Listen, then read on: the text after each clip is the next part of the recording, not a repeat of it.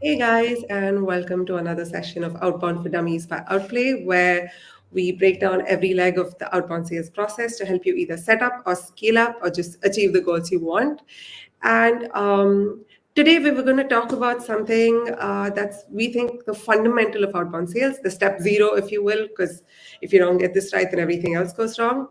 And to help us do this and help us ace the art of sales prospecting, we of course have an expert, Mr. Alex Newman.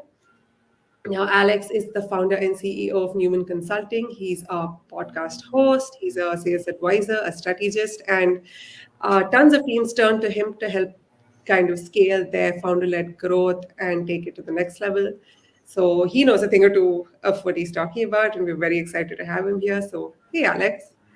Hi, nice to be here. I'm excited to dive into one of my favorite subjects. Ah, we can't wait. So before we actually dive in, I was just hoping to help uh, any newbies around or anybody just starting out in sales actually understand what prospecting means. So if you could just educate them about that in simple terms, that would be great. Sure. So prospecting in general is more activities in order to be able to generate business. The goal of prospecting is order to be able to generate meetings, which ultimately convert into paid customers. That is really the design of it. Prospecting is different types of activities in order to be able to generate that business. Understood. So, I mean, you already kind of you've driven where we want to go. So, what would the goals of a modern sales prospecting process be? What would be the outcomes a salesperson wishes to achieve through prospecting? Yeah, so you can look at prospecting in a number of different ways because it's depending on the channels in which you use. And so you can have different types of business models. So you can have an inbound model, an outbound model. You can have a channel-led model or partner events. So there's all different types of models that you can use. A lot of people use a combination of a bunch of them. But for example, if you're going to use an outbound kind of prospecting model, the goal is really around number one, setting meetings, or I should say, even before that, is having conversations. And then actually setting meetings. And then the goal would ultimately be to have qualified meetings or qualified opportunities that are generated from them. And then kind of fast forward then to ultimately have them close.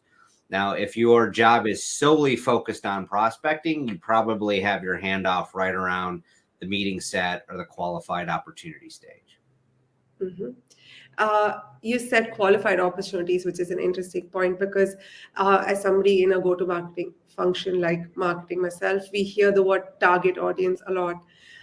So what significance does this have to prospecting? What is the association between target market and prospecting? Well, so prospecting is the activity of going out and trying to drum up business for the company that obviously can ultimately close. And so your target audience or your target customers are the ones that you should really be going after with those prospecting activities. And I think where a lot of people tend to struggle is they don't define who that target audience is in a very, very strong and meaningful way. They kind of say, oh, well, it's anyone who can buy, or it's, the top largest companies in the world, or maybe in a specific industry. But they fail to really understand like the specific business characteristics and also the individual characteristics or the personas inside of the businesses as far as who they're reaching out to and what are you going to say to them. So it's one thing to actually know a little bit about your target audience. It's another thing to really understand the people who are a part of the buying decision. Depending on exactly what you're selling, but let's assume that it's a little bit longer of a sales cycle or a little bit larger of an order size. There's usually multiple people who are involved in that decision. And so when you think about that, who are your internal champions or who are the people who are kind of being like, this is what I want, this is solving my issues? There are other people who are going to be associated with actually helping make that purchase.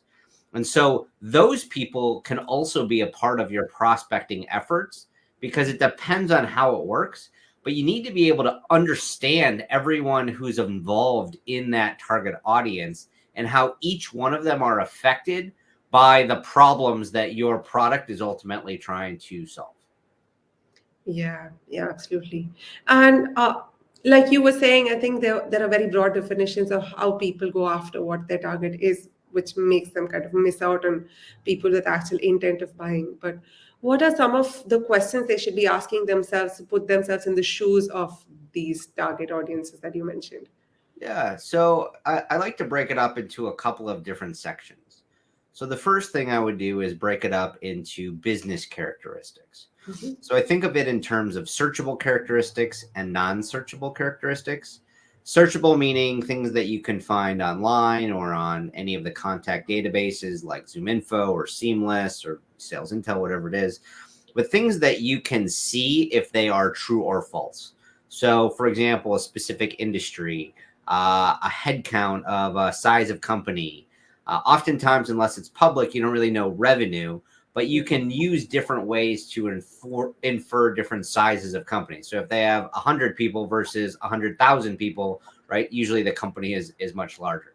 So those searchable characteristics are going to help you kind of narrow your scope as far as who is this like ideal customer profile or target audience.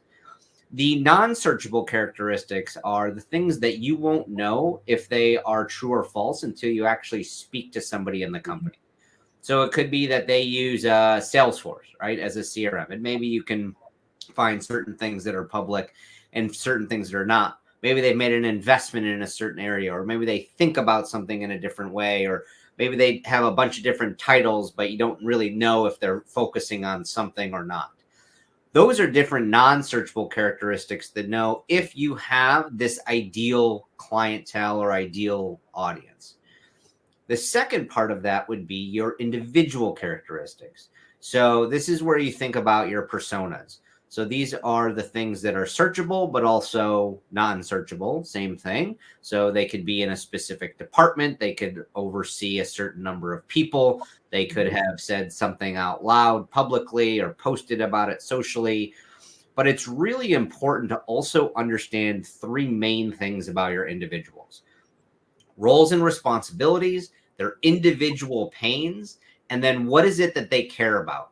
So, what do they care about to get promoted? What do they care about in their job? How do they get compensated? Are they trying to make it to the VP or the C level or the CEO level? Like, what are their career aspirations typically in those types of career routes? Do people job hop quite often? So, it's really, really important to understand each of those people. I'd also dig into what questions do they typically have? What are their like average workflows? Like what do they do each and every single day? It's really important to understand their responsibilities. So if you sell to say VPs of sales, like understand like what does a VP of sales care about?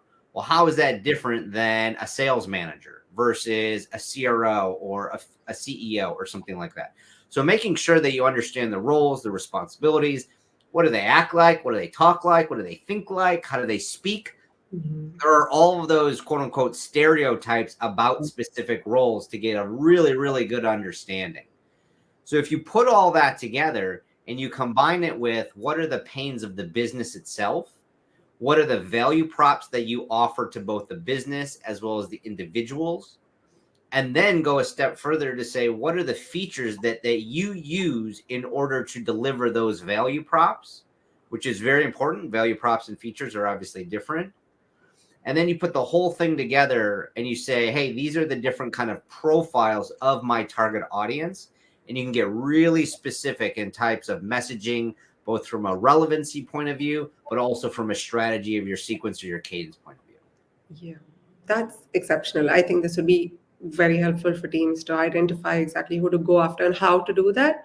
Yeah. If I could ask you this question, at what point or what are those things would you say would tell somebody to not go after a prospect, that it would be a mutual waste of time because it is a time intensive process for both sides? What are those things that you could help sales teams possibly identify to say maybe this prospect isn't right for my business, maybe this isn't the right time to pitch to this person? What would those things be? Well, you have a couple of things there. So you can have that this is just the wrong type of prospect. So they're outside of your ideal customer profile or target audience. And then you have kind of a second tier, which is are they qualified today?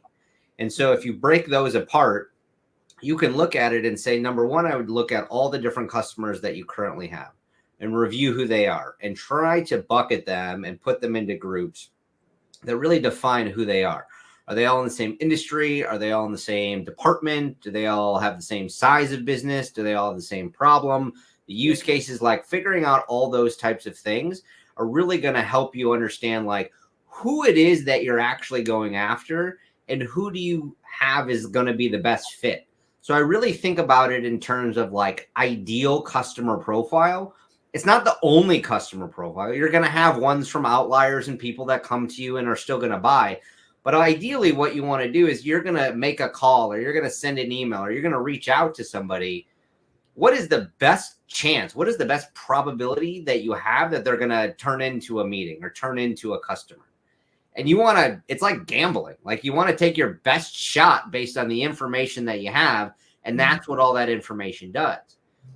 And so if you look at it and you say, hey, you know, I sell to banks and credit unions that are US based and asset sizes between this level and this level, and you find out that someone's going after, you know, Bank of America or some massive city group, you're like, well, you're not going to go that direction. You're not going to be very successful because that doesn't make sense, right? They're outside of your core targets. The same can be said, which is different, around qualification. So I'm a big believer in having a qualification framework. And what that will do is allow you to identify one of three things. They either are qualified, they are disqualified, or they are not yet qualified, which is oftentimes a scenario that sales reps kind of often overlook. It's usually one or the other of the first two. You want to look at it and go, should you be spending all of your time on this deal? Do you know that there's something there? Are people bought in? And I have frameworks, and you can use MedPick and all these different types of things out there. I've kind of built my own. The thing that you look at is to say you have to be really disciplined. So my framework has 6 different things that you have to uncover. And if you don't have all 6, it's not qualified. That doesn't mean that you're not doing discovery. That doesn't mean that you're not doing very high-level demos and having multiple conversations and all those things. But it's not yet qualified. And so you really want to be able to say, is it absolutely, hey, there's nothing here, nobody's going to buy anything, or there absolutely is something here? A lot of times it falls into this not yet bucket. And it is your job as a salesperson to identify, should you spend as much energy and effort on this or not? And through that, that's going to help you decipher where you spend your energy, what deals you focus on, ultimately what deals you should prospect into, all of those other types of things, because so many times we end up chasing after this ghost of a deal. That's not really a deal. And we ended up spending all this effort, weeks, months, maybe even years, and we go, there's nothing here to begin with. And that was our fault. And what are those indicators? What are those things that we should be listening for that say it's one way or the other? But be very disciplined to not put something in qualified because you hear what some people will call like shiny object syndrome, where you hear like 1 or 2 good things, but you don't hear it all. And that's where people kind of struggle and fall into. Yeah. Love this nuance between the 3 buckets. So now that we know who we're going after, how do we do it? So what are the steps that one should take while prospecting? Well, there's a variety of different ways to go after somebody. And so number one is I would look at any type of low-hanging fruit. So you can create sequences. There's tools out there, Outplay, SalesLoft, Outreach. I mean, there's a bunch of them. Outplay is obviously a great one. I think what you want to do is you want to have a repeatable process in which you go out to find someone. As you start to go up to the bigger deals, the big enterprise deal, the mega deals, your traditional kind of repeatable step-by-step process is going to kind of go by the wayside because it's going to be very hyper-personalized. When you're selling a 10 or 20 or $50 million deal, like what got you a $50,000 deal is not going to be the same exact motion. So you got to understand kind of the deal sizes that you're working with. But for example, like if your ACV is somewhere between like, I don't know, maybe 10 to 30, 35, 40K, you look at it and you can put a combination of both relevance and personalization together. Now, I'm a big fan of relevance over anything else, because if there's no relevance, then it doesn't really care how personalized it is. It's just not going to make a lot of sense. Yeah. Your messaging is going to look a little bait and switchy type of thing. Mhm. And so you really want to put together a series of activities that is going to highlight the problem, teach them something, obviously be ultra relevant, be personalized if it makes sense, but also provide a lot of value as you are the expert and you know what they're talking about. Timing is a big thing. Now, you might reach out to someone and say, hey, I want to talk, but you already know that they're working on something else, right? Or Mhm. chances are they are working on a million other things outside of the one thing that you want to sell them. So just because they don't respond to your first outreach or your first attempt or your second or third doesn't mean that there's nothing there. Even if they say, hey, this isn't a good fit, it could mean that it's not a good fit for right now. Oftentimes people are against the channel or the mechanism or the situation in which they've been approached. Yeah. They could just say, I'm not interested in the cold call, or I'm not interested in the cold email. That's Mhm. not the approach that I vibe with. And you have to come at it from different angles. There's plenty of deals that I've closed that a cold call or a cold email wasn't the right way to go in, and I had to go into it in a different form or fashion. But a lot of the common ones are going to be email, phone, video prospecting is a big one nowadays. I'm a big fan of Loom and Vidyard. Screencastify has a good one as well.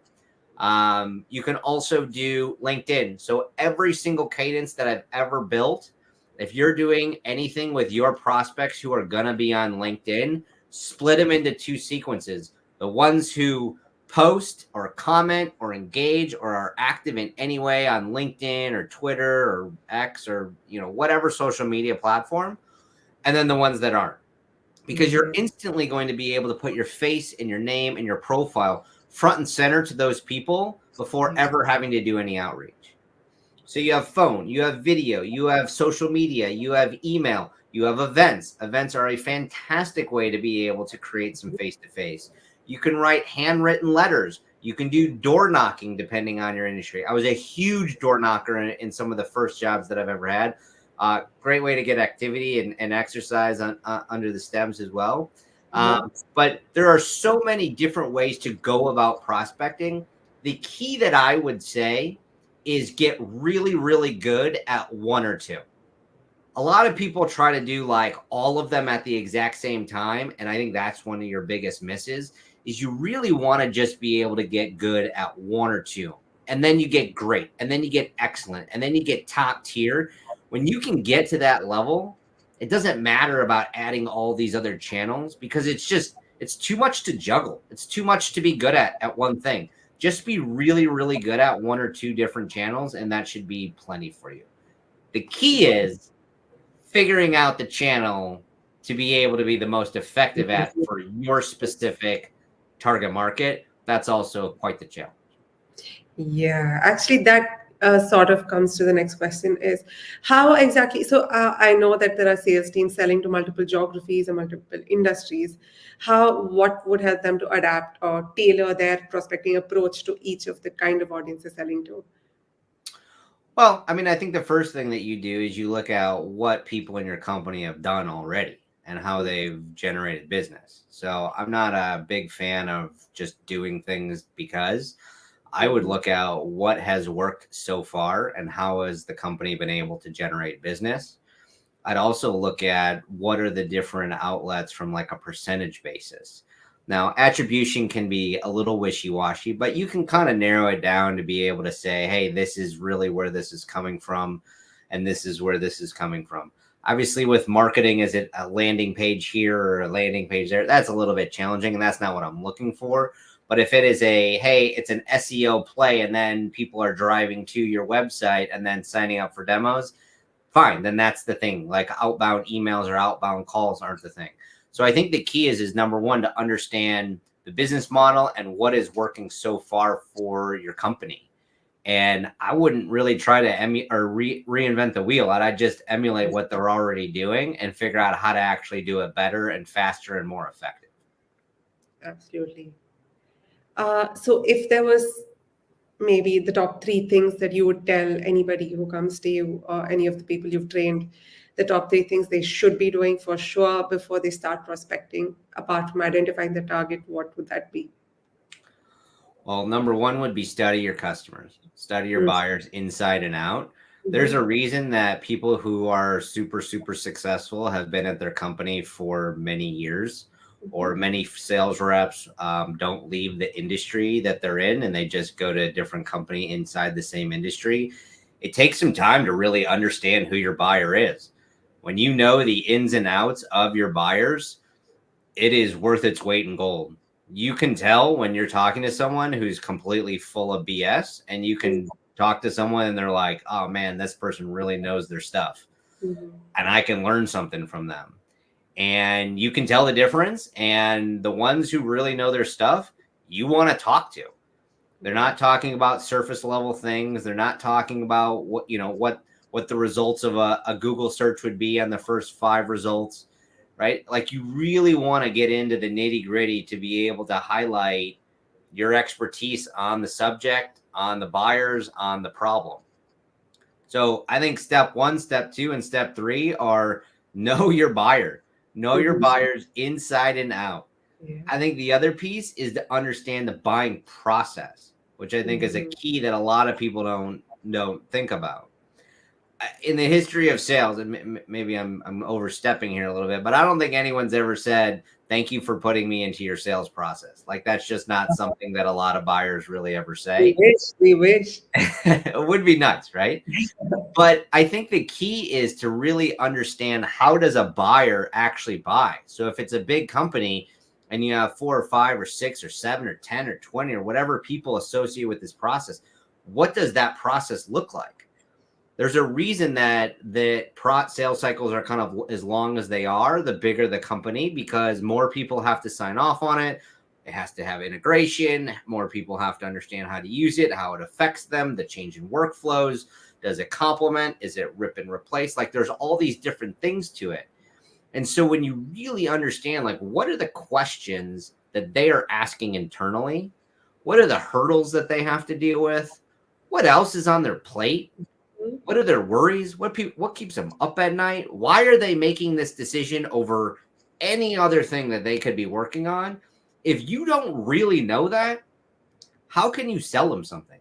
Because there's a really good chance as a salesperson, you have never bought your product before or Yeah. potentially even used your product before in any type of like real world scenario.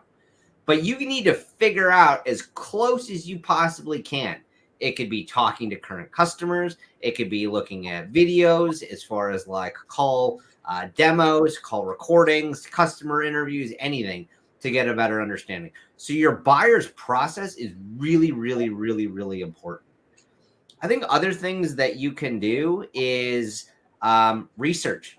So listen to podcasts, listen to talks, YouTube. There's plenty of stuff on LinkedIn or Twitter or whatever it is, and really get a sense as far as what is some value added resources that you can share. So every single one of your target customers is wondering, what is everybody else doing? Mhm. Every single one of them are like, what are they doing that we're not doing that we should be doing? And if you can come and you can bring a different perspective, that you can teach them something, that you can highlight something that's insightful or interesting, you are going to appear to be very, very helpful. Perception Mhm. is reality. You either are helpful or you're not, and you're more annoying and just kind of on that side of the table. Be the person who can be that expert, who can essentially be a guide throughout the process. And if you can demonstrate that based on your expertise in the industry and on the product problems and on the overall actually like buyers themselves, you're going to be worth your weight in gold. Yeah, absolutely. And so you've trained a ton of people, and what are some of the things they come to you from a challenge perspective? What are they coming to you going, Alex, I've tried this, but I'm not getting the results. I've tried doing multi-channel cadences, they're not working. I've tried to study my prospect, my message isn't clicking. What are the challenges they come to you with, and what's usually your answer to them? Well, there's a lot, but I Mhm. think that, I mean, to try to summarize a few of them, a lot of it is around messaging's not working or we're not able to generate our own business. A lot of it is around how do I increase my close rates? Mhm. A lot of it is trying to figure out what is the right message. And I think that one of the biggest things that people skip over is they kind of sort of maybe high level know their customer Mhm. and they don't really take the time to really study it. So for example, in my business, like my customer is the founder and CEO of a Series A, Series B company that's transitioning out of founder-led sales. Like that is my customer. I've been there. I know them inside and out. I also know the VP of sales. I know the CRO. If there may or may not should be a CRO. I know the sales managers, the sales reps, SDRs, AEs, rev op. Like I know it inside and out. And I can talk about what their day is like, what keeps them up at night, what they're stressing, how they get measured, how they get. I know the ins and outs of every single one of those roles. And when you talk to me, you can tell that I know that because I study it and I talk about it and all the things that are outside of just my typical like responsibilities. I study it and I'm constantly trying to talk to people. Mhm. That's the same thing that so many of these salespeople need to do as well. And if you've never been that role before, how do you figure out to understand that role as best as you possibly can? Talk to those people, listen to the customer interviews, listen to recordings, do customer interviews yourself. Have CS tell you. If you have that person's title in your own company, go talk to them. If you have a VP of sales or a CRO or a director of product development or whatever it is you sell into, go talk to that person if they're in your own company. It is always reflective in your prospecting, whether it's your messaging, your cold calling, whatever it is. If you don't really understand your buyer and you don't really understand the problem, that is the thing that's not translating because you are just kind of throwing stuff at a wall and hoping to see what sticks. Is it a Mhm. problem or are you really just talking about what your product actually does? So, for example, somebody might call me and say, hey, my messaging is not working. Is that the problem? Or is it the fact that it's something beyond that?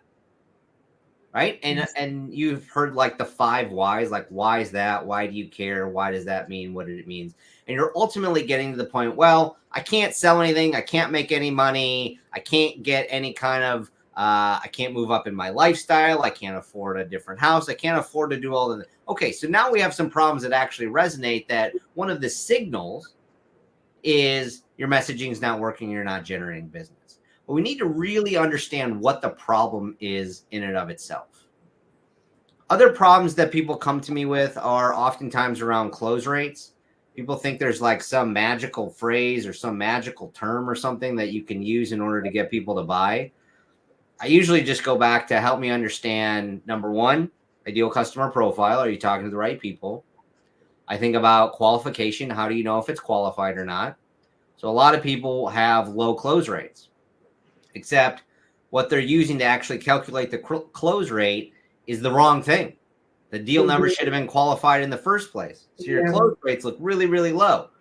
If you recategorize what's qualified versus unqualified, then you might have a little bit better rates. And you can Mhm. focus on discovery. Improve your discovery, your close rates will go up because you focus on the beginning versus the magical phrase at the end. So when you think about these things, you can think about it in terms of trying to actually figure out what the problem is. Is it a messaging thing? Is it a fact of, for example, cold calls? So other people in the company are really effective at cold calling, and this specific one rep is struggling with cold calls. My question would be is how often do you practice? How often Mhm. do you role play? It's no different than, Tom Brady or Michael Jordan. They practice and practice and practice. And then in the game, it's just like you kind of go through the motions because you've been practicing so hard. So long, yeah. You talk to a lot of reps and they're like, oh, I did it for like 5 minutes or 10 minutes. Or I looked at the call script or I have it pulled up, which is great, right? All of those things are great. But how much do you really invest into trying to hone your craft that is the thing that is the like gateway to success? Mhm. Yeah, absolutely. Practice absolutely makes perfect. Yeah. Becomes muscle memory, like you're saying. Yeah, absolutely. Now, are we even in 2023 if we don't ask the mandatory AI question? Because I know legitimately that AI has made certain inroads in sales, in maybe like efficiency, automation of cadences, but does it have a role to play at all in prospecting? Yeah, I mean, I think AI is awesome in the fact if you use it correctly. I don't have a lot of experience with like AI generated phone calls. I've seen some Mhm. cool technology out there that it's almost challenging to decipher if it's a real human or not. I think that the piece that I like to use AI for is a lot of the research and the understanding and the talk tracks. I think that's the piece right now that I use AI the most, to learn about your buyer, to learn about some prompts as far as just like what do they care about, what do they not focus on. Maybe even write some of the emails from a draft perspective, and then you can kind of piece out some of the things that clearly see like a robot wrote it versus a human wrote it. I think that I use a phrase called professionally casual in the way that I write. In the fact that it's not like this is not like we're in second grade and we have to write this like formal perfect letter that people don't read like that. People don't want to receive a letter like that. They want to hear it from like just a normal everyday human. And so you can change like your grammar, you can change your emphasis, you can change like what it is that you're like how it comes out.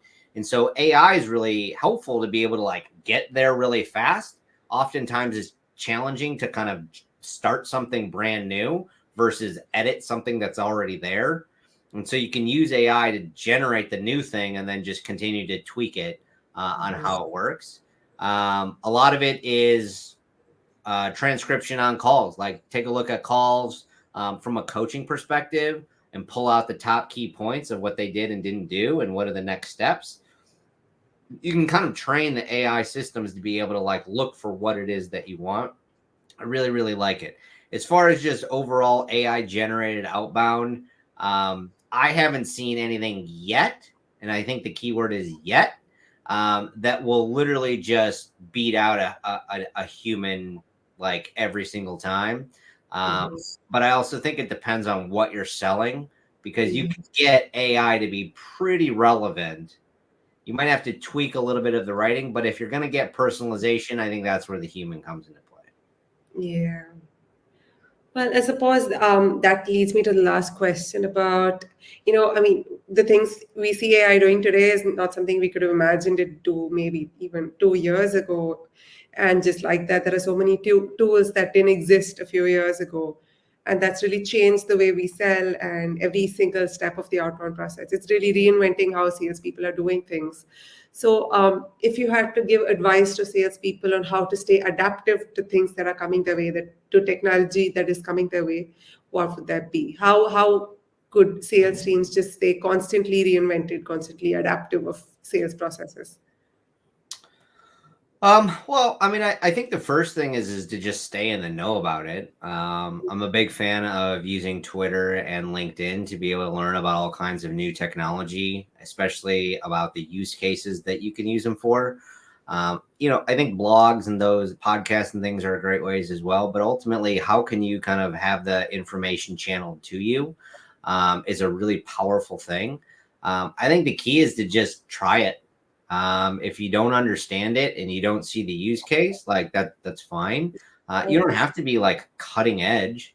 I mean, a lot of people think cold call is dead or cold email is dead. Like that's fine. Like it usually just means that they hadn't figured out how to use that specific channel. I know plenty of people who cold call and cold email and door knock and all the things that everything is quote unquote dead. Like that's not true. And so AI is coming. I think that it's going to be wrapped up into ways in order to improve sales, no doubt about it.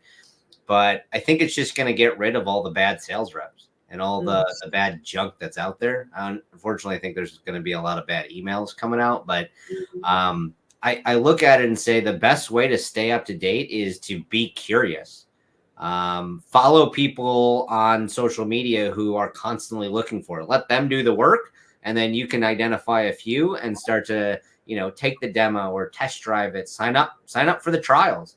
A lot of them have trials that you can sign up with. Check it out. A lot of them will let you and, your friends check out the product and see how you would use it, understand the use cases.